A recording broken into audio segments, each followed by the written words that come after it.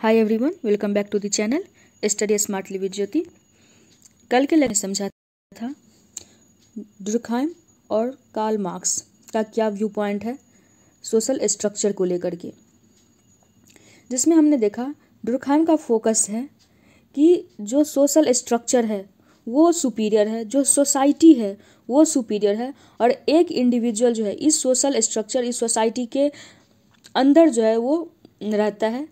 इसलिए जो social structure है वो सुपीरियर है, और ये सोशल स्ट्रक्चर ये सोसाइटी जो है वो एक इंडिविजुअल के लाइफ को कंस्टेंट करती है, एक इंडिविजुअल के लाइफ को लिमिट करती है।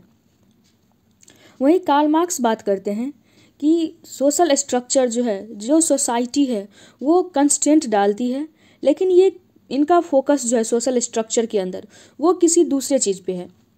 इनका मानना है, कार्ल मार्क्स का मानना है कि सोसाइटी के अंदर जो इंडिविजुअल एग्जिस्ट करता है उसके पास खुद का जो है थिंकिंग कैपेसिटी है, वो सोच सकता है और वो सोशल स्ट्रक्चर को चेंज भी कर सकता है। टाइम टू टाइम इंडिविजुअल जो है उसके अंदर कन्फ्लिक्ट पैदा होती है। जो सोशल स्ट्रक्चर एग्जिस्ट करता है, जब हम कन्फ्लिक्ट थ्योरी समझेंगे तो हमें ये पता चलेगा। जो कार्ल मार्क्स का मानना है जो सोशल स्ट्रक्चर जो सोसाइटी एग्जिस्ट कर रही हैं उसमें एक ऐसा ग्रुप होता है जो हैव ग्रुप होता है, और एक ग्रुप होता है, एक हैव ग्रुप होता है, एक हैव नॉट ग्रुप होता है। एक वो ग्रुप जिसके पास है और एक जिसके पास नहीं है। एक क्या है और क्या नहीं है, जिसके पास रिसोर्सेस हैं और जिसके पास रिसोर्सेस नहीं है, या फिर अगर जो रिसोर्सेस हैं उसमें ज़्यादातर रिसोर्सेस का यूटिलाइजेशन जो कर रहा है और जिसके पास रिसोर्स होते हुए भी वो यूटिलाइज नहीं कर पा रहा है, वही हुआ हैव और हैव नॉट ग्रुप। तो ये जो हैव नॉट ग्रुप है इनके पास थिंकिंग कैपेसिटी है, इसके पास जो है वो क्रिएटिविटी है, और ये क्या करेगा, एक सर्टेन टाइम के बाद इनके अंदर रिवोल्ट होगा। ये जो सारे लोग होंगे जो हैव नॉट वाले होंगे ये इकट्ठा होंगे, और इनके अंदर जो कन्फ्लिक्ट पैदा होगा, जिस कन्फ्लिक्ट के कारण क्या करेंगे, ये हैव ग्रुप और हैव नॉट ग्रुप इन दोनों के बीच में जो है वो कन्फ्लिक्ट होगा, और एक दूसरा सोसाइटल स्ट्रक्चर हमें देखने को मिलेगा। सोसाइटल स्ट्रक्चर में कुछ चेंज हमें देखने को मिलेगा। ये मानना है कार्ल मार्क्स का। तो अभी तक हमने ये समझा जो डुरखाइम क्या सोचते हैं सोशल स्ट्रक्चर के बारे में, और कार्ल मार्क्स का क्या मानना है सोशल स्ट्रक्चर के बारे में। आज के लेक्चर में या आने वाले लेक्चर में हम इसी बात को डिटेल में समझेंगे कि डुरखाइम जो फंक्शनल स्कूल से हैं उनका सोशल स्ट्रक्चर को लेके क्या व्यू पॉइंट है, और कार्ल मार्क्स जो कि कन्फ्लिक्ट स्कूल से आते हैं उनका सोशल स्ट्रक्चर को लेकर के क्या व्यू पॉइंट है। उससे पहले आज के लेक्चर में हम समझ लेते हैं जो हैव ग्रुप होते हैं जिनके पास रिसोर्सेज को यूटिलाइज करने की कैपेसिटी होती है वो कैसे एडवांटेज में रहते हैं सोसाइटी के अंदर। यानी जिसके पास रिसोर्सेज को यूटिलाइज करने का कैपेसिटी है वो कैसे एडवांटेज में रहता है इन कंपैरिजन टू जिसके पास नहीं है। तो ये इसमें 3 तरीके के एडवांटेज बताए गए। पहला, लाइफ चांसेस। लाइफ चांसेस के अंदर बहुत सारी चीज़ें आ जाएंगी। देख लेते हैं इसमें क्या सब दिया हुआ है। All those material advantage which improve the quality of life of the recipient. यानी वो सारी ही चीज़ें, मटेरियल चीज़ें जो कि एक इंडिविजुअल के लाइफ को अच्छा बनाती है, एक इंडिविजुअल के लाइफ को बेहतर बनाती है, वो सारे लाइफ चांसेस के अंदर आ जाएंगे। फॉर एग्जाम्पल, अगर कोई बीमार है उसको हेल्थ केयर चाहिए, वो लाइफ चांसेस के अंदर आ जाएगा। उसको अच्छा जॉब मिले, अच्छा एजुकेशन मिले, अच्छी जो है सो वो मतलब अच्छे कपड़े पहने, अच्छे घर में रहें, ये सारी ही चीज़ें जो हैं, अच्छी अपॉर्चुनिटीज़ मिले किसी भी काम में, ये चीज़ें लाइफ चांसेस के अंदर आ जाएंगी। दिस में include not only economic advantage of wealth and income but also benefits such as health, job security and recreation. यानी जो भी मटेरियलिस्टिक चीज़ें हैं उस सब में वो सारे ही चीज़ें हमें लाइफ चांसेस प्रोवाइड करते हैं।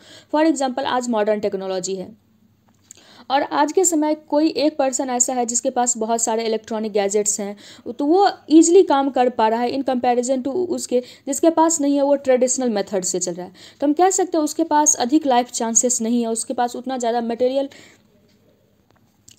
मटेरियलिस्टिक चीज़ें नहीं हैं, जिस कारण से उसका जो लाइफ होना चाहिए था जितना ईजी, उतना ईजी लाइफ उसका है नहीं।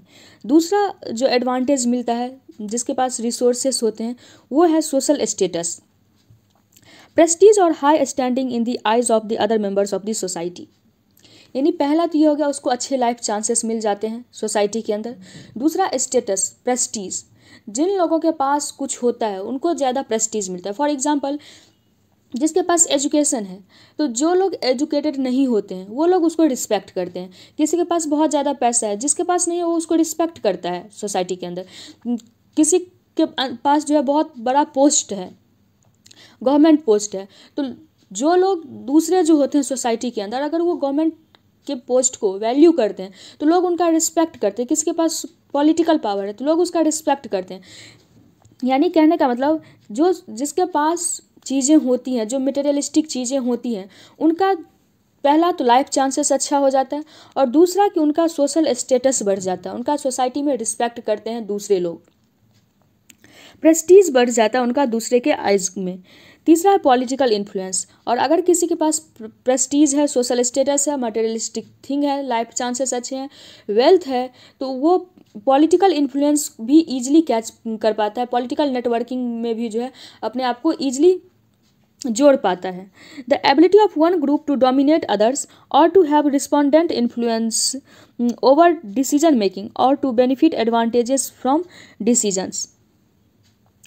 अब पॉलिटिकल इन्फ्लुएंस क्या हुआ?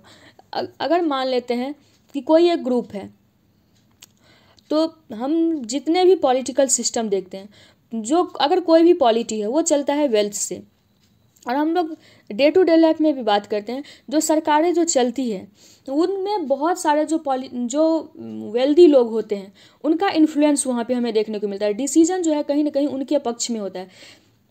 जैसे कि अगर हम गवर्नमेंट की बात करें, अपने ही देश की गवर्नमेंट की बात करें, तो हम डे टू डे लाइफ में जो है बार बार सुनते रहते हैं, जो ये पर्टिकुलर बिजनेसमैन का बहुत ज़्यादा पॉलिटिकल इन्फ्लुएंस है, वो गवर्नमेंट को पैसा देती है, गवर्नमेंट उनको पैसा देती है, गवर्नमेंट का कई डिसीजन जो है उनके पक्ष में होता है। तो जो लोग इन्फ्लुएंशियल होते हैं वो पॉलिटिकल सिस्टम जो है उनमें भी उनका अच्छा खासा इन्फ्लुएंस होता है। जो गवर्नमेंट के डिसीजंस होते हैं उनसे उनको ज़्यादा बेनिफिट मिलता है in comparison to the others और commoners. The above discussion on the three social process will repeatedly draw attention to the manner that different bases of social stratification like gender or class constraint social processes. इससे यही हमें पता चलता है, जो हमारा जो सोशल स्ट्रैटिफिकेशन है, ये सोशल स्ट्रैटिफिकेशन इनइक्वालिटी के बेसिस पे है। और ये इनइक्वालिटी किस बेसिस पे है? ये इनइक्वालिटी का बेस जो है वो है, पहला तो लाइफ चांसेस किसके पास कितना है, दूसरा है जो हमारा सोशल प्रेस्टीज किस हिसाब से है, और तीसरा है हमारा पॉलिटिकल इन्फ्लुएंस कितना है।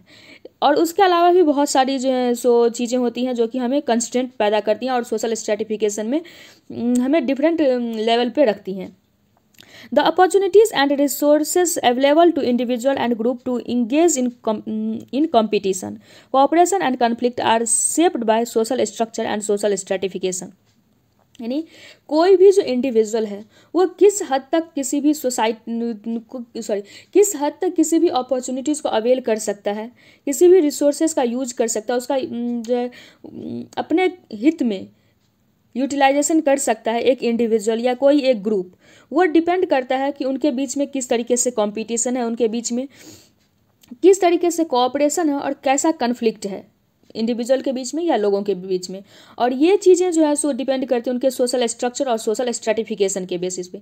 यानी सोशल स्टेटस और सोशल स्ट्रैटिफिकेशन जो होता है, हमारा जो सोशल स्ट्रक्चर है वो डिफाइन करता है जो कि कौन पर्सन, कौन सा ग्रुप जो है वो किस लेवल के रिसोर्सेज को, जो हमारा रिसोर्सेज हैं, नेचुरल रिसोर्सेज हैं, वो किस लेवल तक कौन यूटिलाइज कर सकता है।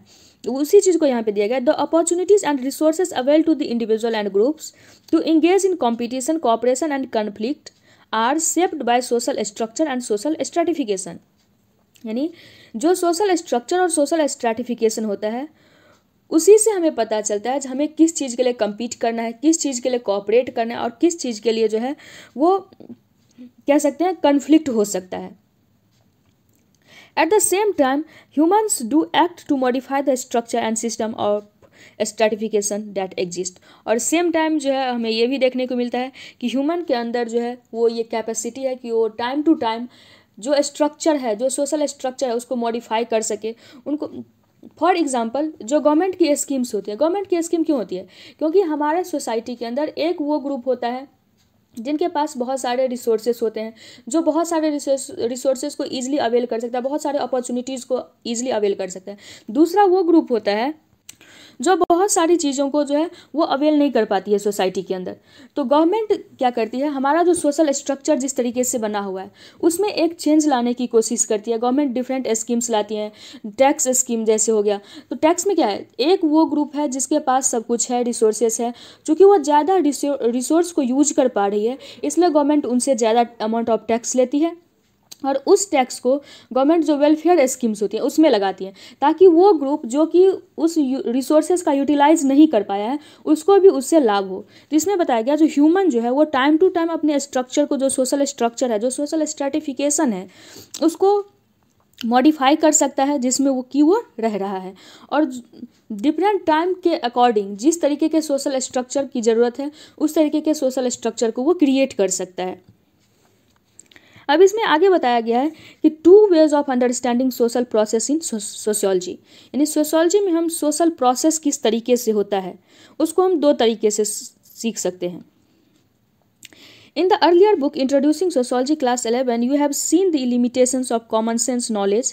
The problem is not that common sense knowledge is necessarily false, but that it is unexamined and taken for granted. यानी हमने जो इंट्रोड्यूसिंग सोशोलॉजी में एक टॉपिक पढ़ा था common sense knowledge. Common sense knowledge वो होता था जिसको कि हमने टेस्ट नहीं किया है, जो कि वेरीफाइड नहीं है, जिसको हम फैक्ट बेस्ड या उस पर बहुत सारे रिसर्च नहीं हुए, बस वो एक तरीके का कंसेप्शन होता है लोगों के अंदर। लेकिन ज़रूरी नहीं है जो कंसेप्शन है लोगों का, जिस तरीके से लोग सोच रहे हैं वो गलत है, बस इतना ही है कि वो टेस्टेड नहीं है। अगर वो टेस्ट भी हो जाए और जिस तरीके से लोग सोच रहे हैं वैसा ही हो तो वही चीज़ें जो है वो साइंटिफिक हो जाएंगी, वो कॉमन सेंस नॉलेज नहीं रह जाएगा। By contrast the sociological perspective questions everything and expects nothing as a given. It would therefore not rest content with the explanation which suggests that humans compete or cooperate or conflict as the case may be because it is human nature to do so. अब इसमें जो है बताया गया है कि human का ऐसा नेचर है कि वो आपस में compete करता है, कोऑपरेट करता है और उनके बीच में कन्फ्लिक्ट भी हमें देखने को मिलता है। ये ऐसा ह्यूमन नेचर है। और बहुत सारे जो थिंकर्स हुए हैं उनका ये मानना है जो ह्यूमन नेचर जो है वो सेल्फिश है। फॉर एग्जांपल थॉमस हॉब्स हैं, एक कह सकते हैं इनको पॉलिटिकल साइंटिस्ट भी कह सकते हैं, सोशल साइंटिस्ट भी कह सकते हैं।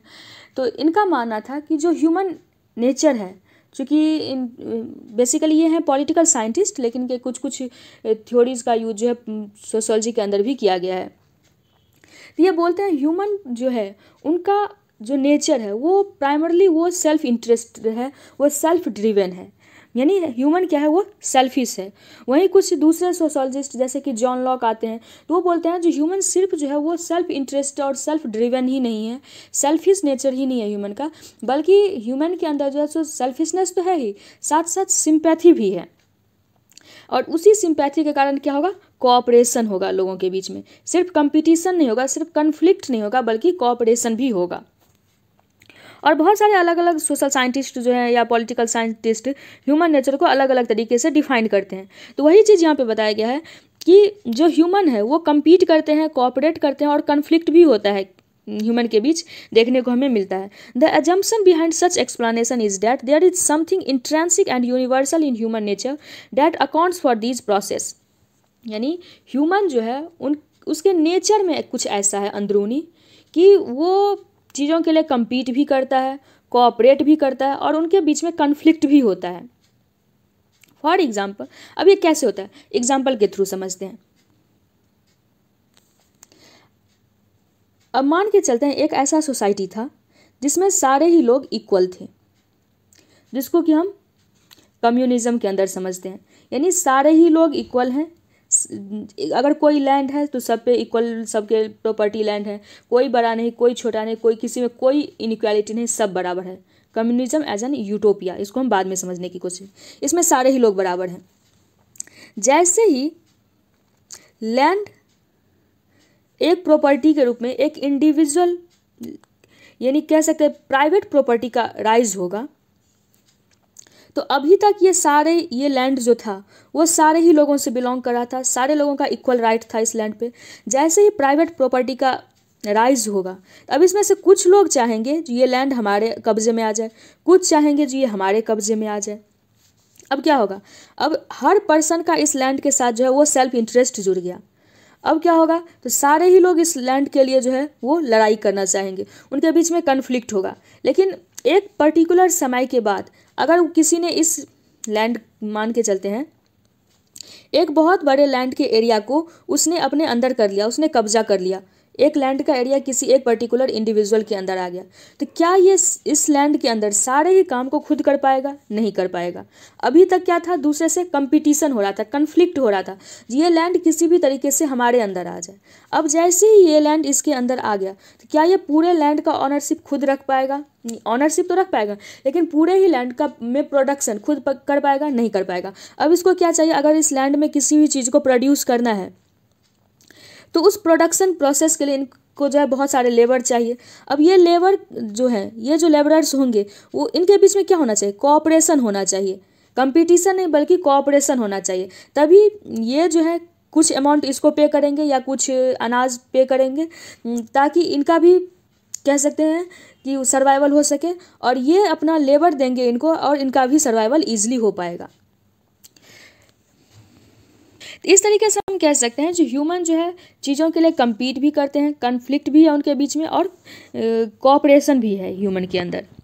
However, as we have seen earlier, sociology is not satisfied with either psychological or naturalistic explanation. यानी जो सोशोलॉजिस्ट होते हैं वो सिर्फ साइकोलॉजिकल और नेचुरलिस्टिक एक्सप्लानेशन जो होता है उससे सेटिस्फाइड नहीं होते हैं। सोशोलॉजिस्ट जो होते हैं, जो सोशोलॉजी को पढ़ने वाले लोग होते हैं, वो सोशोलॉजी को, सोसाइटी को एक अलग पॉइंट ऑफ व्यू से देखना पसंद करते हैं। Sociology seeks to explain this process of cooperation, competition and conflict in terms of the actual social structure of the society. यानी अभी तक जो ये बताया गया, जो ये ह्यूमन का इंट्रेंसिक नेचर ऐसा है कि वो आपस में compete करते हैं, कन्फ्लिक्ट करते हैं, कोऑपरेट करते हैं, तो ये क्या हो गया, ये साइकोलॉजिकल बात हो गई। यानी ह्यूमन के माइंड पे डिपेंड करता है, ह्यूमन के साइकोलॉजी पे डिपेंड करता है। या फिर नेचुरलिस्टिक एक्सप्लेनेशन का अर्थ ही हो गया कि फैक्ट बेस्ड, यानी बहुत सारे लोगों को जमा किया और उनसे पूछ लिया गया जो आप कितने लोग ऐसे हैं जो कोऑपरेशन में बिलीव करते हैं, कितने लोग ऐसे हैं जो कि कन्फ्लिक्ट में बिलीव करते हैं, या वो किस तरीके से एक दूसरे के साथ रहना चाहते हैं। यानी एक तरीके से सर्वे कर लिया, तो वो हो गया, उनको कुछ फैक्ट डाटा मिल गया जिससे उनको पता चल गया जो ह्यूमन जो है वो आपस में कम्पीट भी करता है, कन्फ्लिक्ट भी और कोऑपरेट भी करता है। लेकिन जो सोशोलॉजिस्ट होते हैं वो इस पर विश्वास नहीं रखते हैं ज़्यादा। उनका मानना है जो हमारा सोशल स्ट्रक्चर है, क्या हमारे सोशल स्ट्रक्चर जो सोसाइटी के अंदर एग्जिस्ट करी है, क्या इसके अंदर भी ये कन्फ्लिक्ट, कोऑपरेशन और कंपटीशन देखने को मिल रहा है, और वो किस तरीके से देखने को मिल रहा है, उस चीज़ को वो ज़्यादा से ज़्यादा स्टडी करना चाहते हैं जो सोशोलॉजिस्ट होते हैं। तो आज के लिए इतना ही रखते हैं, और अगर आपको ये वीडियो अच्छी लगी हो तो आप वीडियो को लाइक करें, चैनल को सब्सक्राइब करें, और अगर कोई डाउट है तो आप कमेंट सेक्शन में ज़रूर पूछें। और अगर आप इस सीरीज़ में और भी लेक्चर देखना चाहते हैं तो आप प्लेलिस्ट में जाकर के चेक कर सकते हैं, या फिर डिस्क्रिप्शन के अंदर प्लेलिस्ट का लिंक दे दिया जाएगा, आप वहाँ से भी देख सकते हैं, और आप टेलीग्राम चैनल भी ज्वाइन कर सकते हैं। और अब चीज़ों को हम नेक्स्ट लेक्चर में समझने की कोशिश करेंगे। Thanks for watching.